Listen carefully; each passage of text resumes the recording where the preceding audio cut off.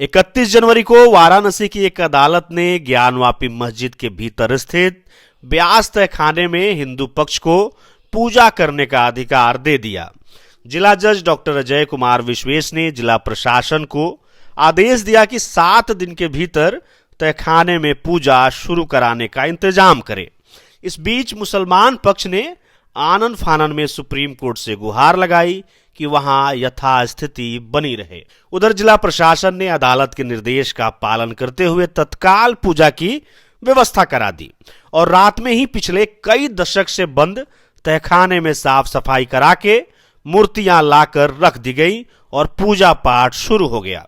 भगवान गणेश, हनुमान जी, शिवलिंग आदि की मूर्तियां कोषागार में रखी हुई थी, जिन्हें सर्वेक्षण के दौरान वहां रखा गया था।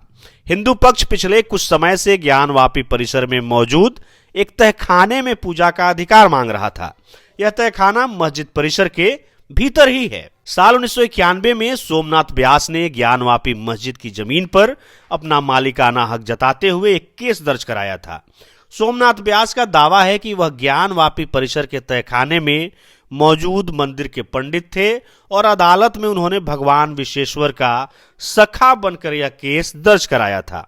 उनका दावा था कि मस्जिद की जगह पहले मौजूद आदि विश्वेश्वर के जिस मंदिर को ध्वस्त किया गया था उसका कुछ हिस्सा अभी भी मौजूद है और वो यही जगह है जिसे अब व्यास जी का तहखाना के नाम से जाना जाता है।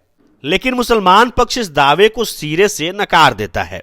उसका कहना है कि इस जगह पर ना तो व्यास परिवार ने और ना ही किसी हिंदू ने कभी यहां पूजा की है। साल 1993 में यहां पूजा पाठ बंद कराने की बात को भी मुसलमान पक्ष सही नहीं मानता और ना ही वहां किसी मूर्ति के होने की बात को सही मानता है। दरअसल हिंदू पक्ष का दावा है कि ज्ञानवापी परिसर के नीचे 100 फीट ऊंचा आदि विश्वेश्वर का स्वयंभू ज्योतिर्लिंग है, जहां करीब 2000 साल पहले काशी विश्वनाथ मंदिर का निर्माण हुआ था। हिंदू पक्ष का यह भी दावा है कि साल 1664 में औरंगजेब ने इस मंदिर को तुड़वा दिया था और उसी जगह पर ज्ञानवापी मस्जिद का निर्माण हुआ। एएसआई ने अपनी सर्वे रिपोर्ट में यह बात कही है कि मंदिर के अवशेषों से ही मस्जिद का निर्माण हुआ और आज भी वहां मंदिर के तमाम अवशेष मौजूद हैं। सर्वे के दौरान ही 16 मई 2022 को ज्ञानवापी स्थित वजूखाने में आदि विश्वेश्वर का शिवलिंग मिलने का दावा किया गया। उसी दिन हिंदू पक्ष की मांग पर अदालत के आदेश से वजूखाने को सील कर दिया गया।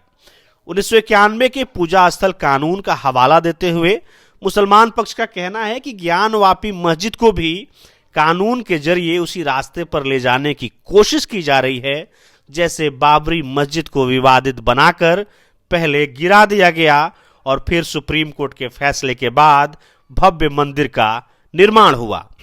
एआईएमआईएम के नेता असदुद्दीन अवैसी ने भी इस फैसले पर सवाल उठाए हैं और कहा है कि यह 1991 के पूजा स्थल कानून का खुले तौर पर उल्लंघन है। प्लेसेस ऑफ वर्शिप एक्ट यानी पूजा स्थल कानून 1991 में बना था। उस वक्त केंद्र में पीवी नरसिंह राव के नेतृत्व में कांग्रेस पार्टी की सरकार थी।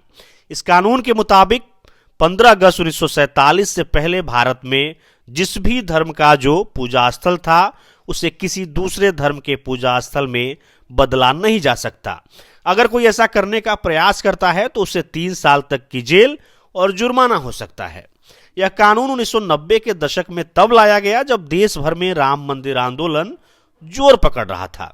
अयोध्या के अलावा वाराणसी की ज्ञानवापी मस्जिद और मथुरा की शाही मस्जिद पर भी हिंदू पक्ष अपना दावा जता रहे थे। चूंकि अयोध्या का राम जन्मभूमि बाबरी मस्जिद विवाद पहले से ही कोर्ट में था, इसलिए 1991 के कानून में इसे छूट दे दी गई और बाकी जगहों पर सांप्रदायिक सद्भाव खराब ना हो इसलिए यह कानून बना दिया गया।